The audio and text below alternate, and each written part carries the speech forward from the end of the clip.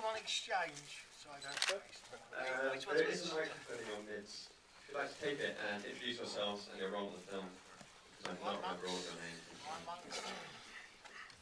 Well, I'm Drew, the writer and director. Pass it on. Yeah, I'm James, an actor and also a producer. We'll see. I'm Rob, I play Stephen. I'm Paul Hills, I'm the executive producer, and the monkey has nothing to say.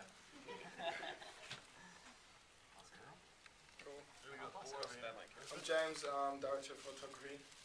And Ian Virgo, playing Nathan. Good, guys. So first question is for Drew. How did the idea for the film come around, and how did you develop the script? Start with an easy one, why don't you? The idea originally came from actually it started as a documentary. We were thinking of a couple of people that we knew and how ridiculous it would be to put them in a room with a load of alcohol and kind of see what happened. And then I think James and myself, it was really us, wasn't it? We kind of just started talking about it and thought maybe we'll write a script and actually. Yeah, it was several conversations, and obviously just it gained a level, then gained another level, and then it seemed to sort of.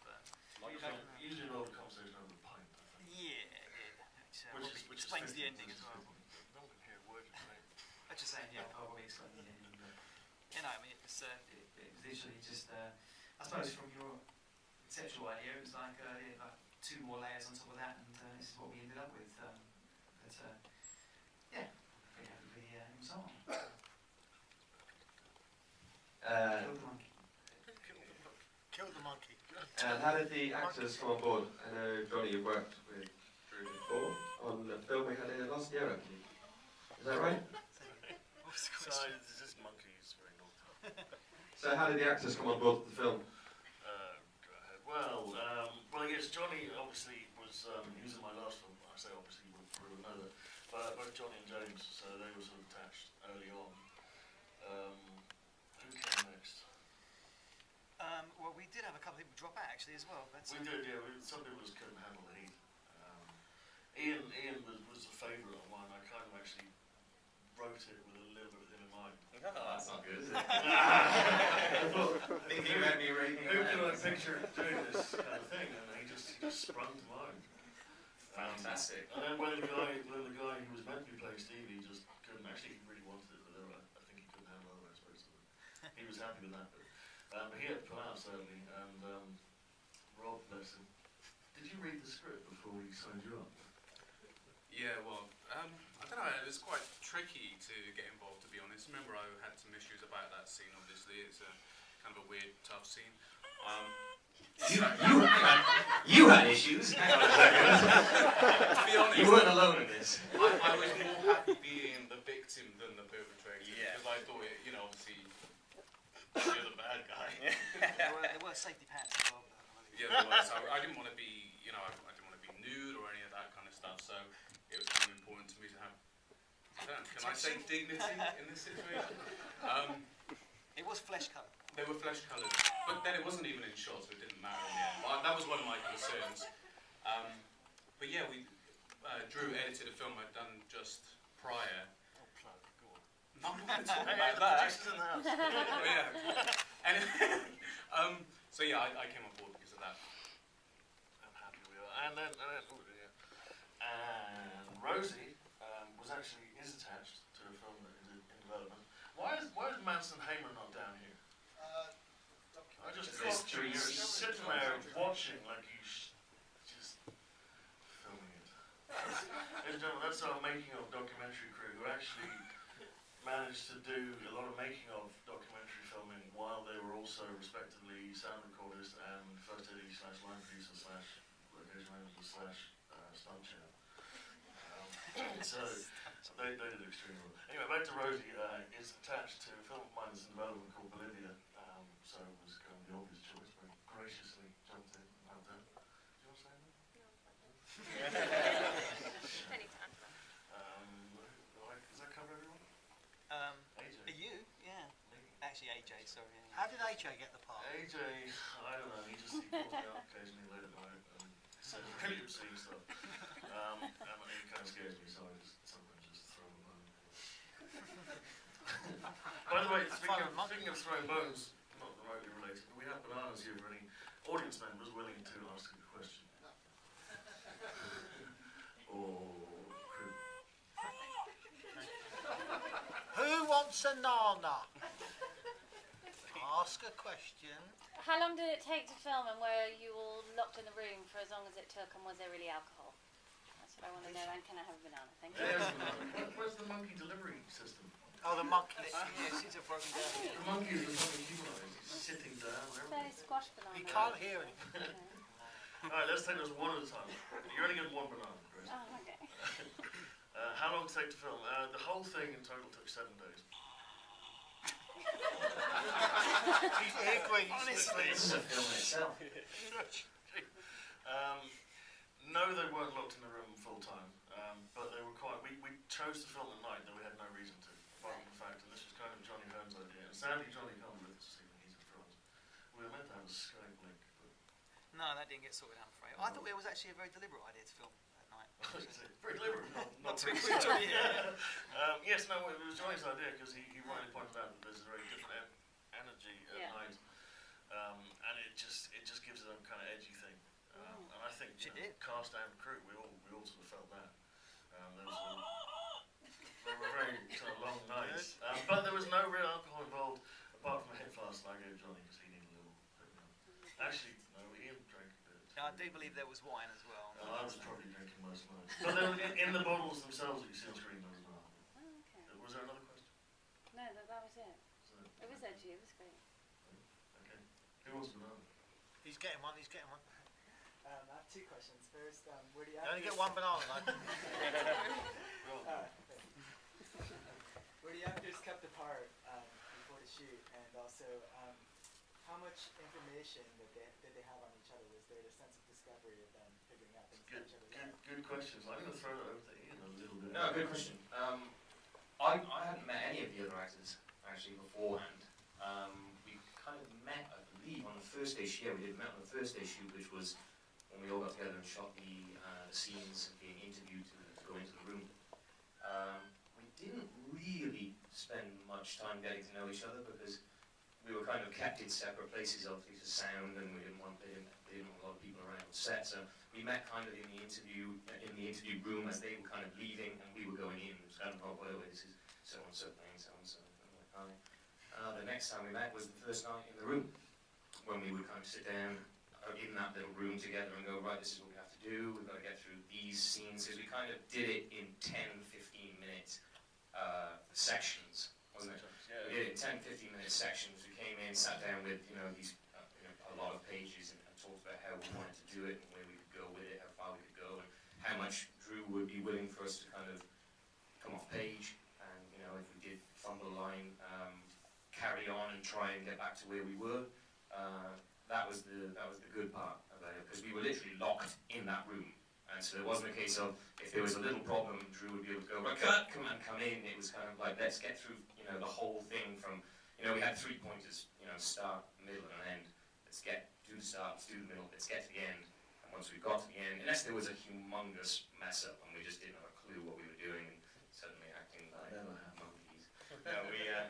We didn't really know each other at all beforehand. So it was kind of nice to we obviously had to have a relationship through the script because we were supposed to know each other, but answer your question now, we didn't really get any time to get to know each other. So. And we had the luxury as well of filming basically chronologically, at least within that room it was very chronological, which is good because continuity would have been a nightmare, because as you saw the room got trashed, but that all happened naturally in a sort of chronological state. I think it just gave a freedom to the actors to, as Ian said, we would kind of throw in a few surprises occasionally, like tell him to do something in one little take that the other two would know about, and various other sort of permutations. We had no idea of the ending. That was never scripted. That's the main thing. We never knew what the ending was. Yeah, I didn't quite get what the ending was either, actually. It's open to interpretation. Yeah. I mean, obviously, there's so many. I think everyone will take something different from what you're supposed to get. I mean, I have my own interpretation of what I thought the ending was, of what the story was supposed to be to, and that's simply because I've just seen this for the first time as well. In fact, so as a live saw it film not today, but yeah, I've made my own. In watching it a second time, I've now got other things that are going through my mind with it. But yeah, it's open to people's interpretation, I suppose. My other part of that, my second half of that question was Sorry. how much the information did the actors have on each other. So like, for example, when you found out Stevie was a virgin, was that something you discovered in live during the film? Oh, right, I see. No, No. There was a script. I mean, the script was not written in stone, but yeah, the key point is, I mean, obviously, because that's integral to the whole story. So that was, yeah, I mean, there was a script of which all the actors read in its entirety. Apart from the fact there was no ending to the script. So yeah, those kind of big revelations and big events that happened were all planned and they knew about it. They were our key points to get to and carry on through, basically. Monkey, throw banana. Wake up. Feel free to direct questions to people. Ask the question though. How long did you have to prepare for the role? How many weeks or months did you have all the actors? Well, I wasn't ultimately going to be able to do it. Luckily, another job fell through, and so I didn't prepare at all. I'm going to be honest. So, what was your first night like? So, my first night was. Did you know any of your lines? No, I didn't know any of that. There was script, and I kind of knew key points, and I kind of just went with what happened and came up with stuff that I thought would be funny in fitting with my character. I knew kind of the key things, but I didn't know too much. I didn't have much time to prepare, so I actually had a couple of days. In fact, I think I found out on the Thursday and I started filming on a Friday night, so it was pretty difficult. I think.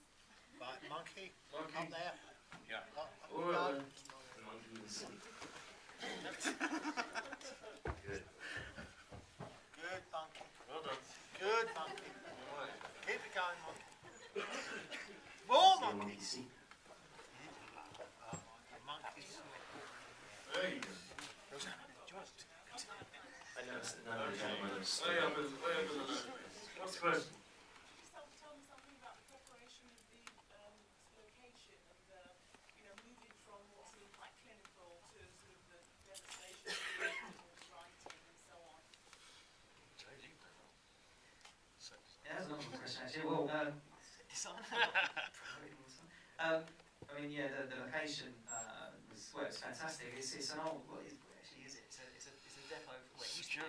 Yeah, it was a Securicor depot. So it was, used these big cells. They used to house like, I don't know what, millions of pounds probably in gold and God knows what else. But obviously you saw the doors and the wheel locks and everything like that. So they were obviously squatted in that. So I mean, when we went in there, first of all, it was just well, it was terrible stank of God knows what piss and all sorts of manner of things. So it was a massive clear up operation, which was literally myself and you and Steve DeMarco, who couldn't be with us this evening. yeah, Steve DeMarco couldn't be with us this evening. Unfortunately. I'm sure he's here. Because he was instrumental, really.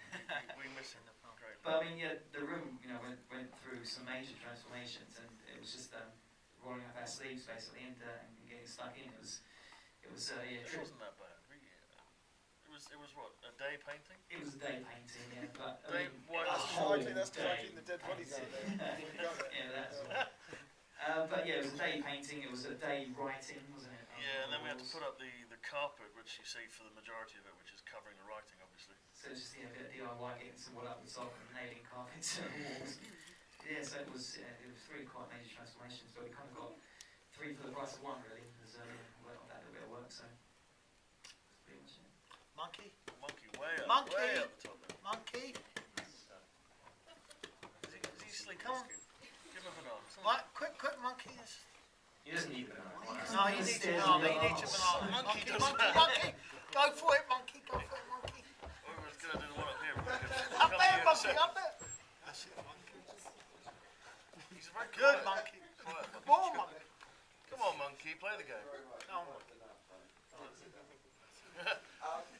How choreographed was the handheld camera? I mean, obviously, it's operated like quite good by the actors. Like how did you sort of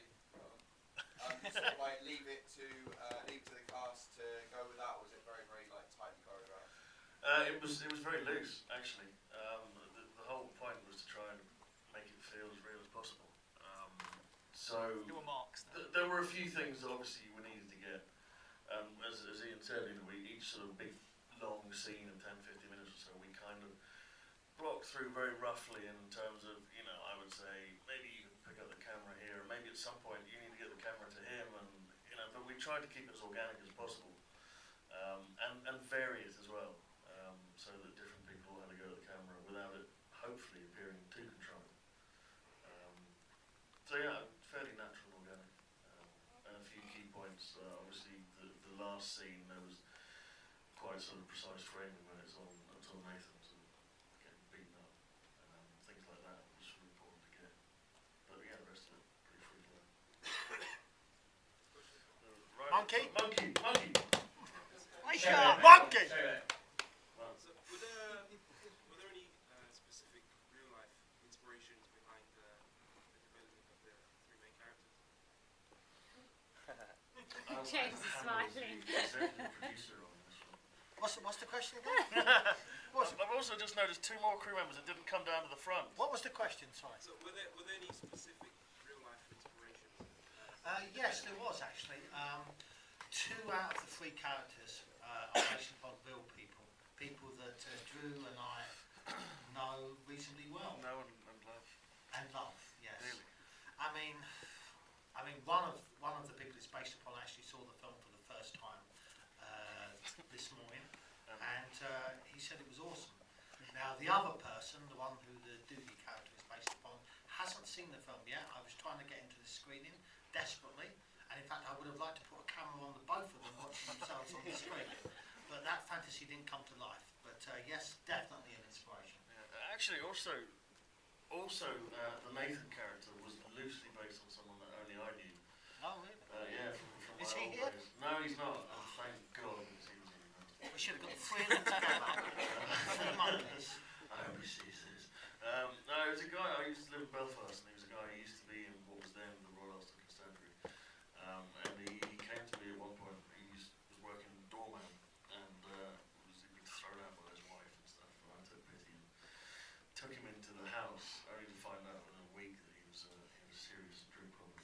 And when he did, he literally, I would come down in the morning and see him surrounded by piles of cans and bottles, until such point as I left, and he stayed in the house squatting basically. And apparently I heard from a friend of mine who was the estate agent smearing excrement all over the place. He was a real mess.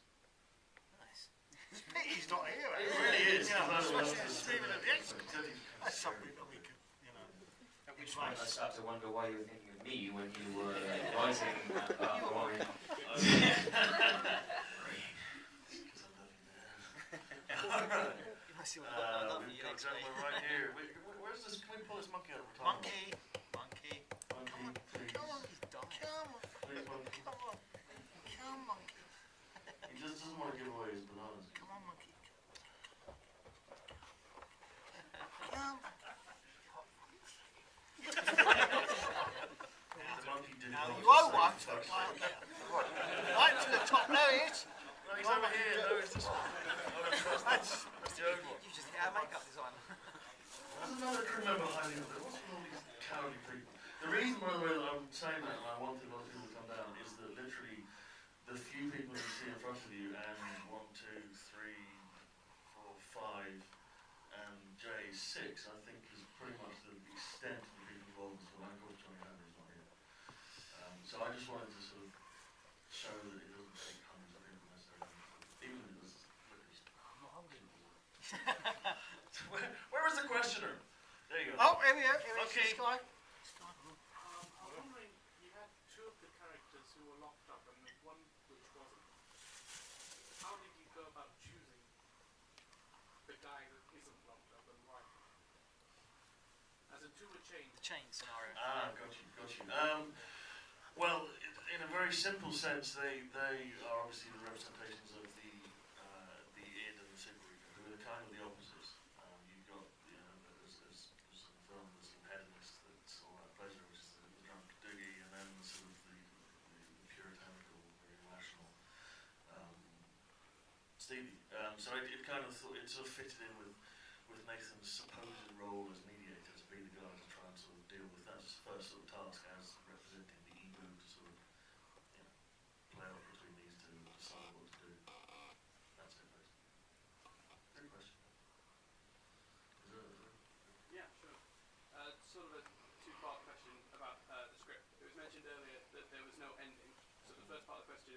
was there no ending because it was in your head and you hadn't put it to paper, you didn't really want to see it, or was there no ending because you hadn't basically come up with one yet, or you hadn't decided? And if it was the second, is there a reason that there wasn't an ending set in stone early on? It was neither, was it? We were just told, we just weren't That's at least told 3 films. the ending. Was that right? There was actually, in a previous draft of the script, there was an ending which kind of became the beginning, actually. The beginning originally was going to be a much briefer glimpse of sort of what goes on in the room, and then the ending was going to revisit that sort of, start with the end and then get to the end, and very much more vanilla kind of film. Until really, I think, through talking with Paul, the sort of exec producer over there, kind of pointed out that we were missing a trick here with the sort of quantum stuff and Schrodinger's cat, and that what happened when we opened the door shouldn't be what you're expecting. So then there was a question of, well, what will be there? And the rest I'm going to leave open to interpretation rather than put anything on it. But there's, all kinds of things you can take from it. That's as much as I can say. But the reason, it wasn't scripted because, well, how would you write that? Because I certainly knew that it was going to go a bit crazy. It was going to go a bit montagey and stuff, and I just didn't see the point in putting on paper crazy montage. So I just thought we'll just shoot a load of stuff and see where it goes in the end, and hopefully it not make sense.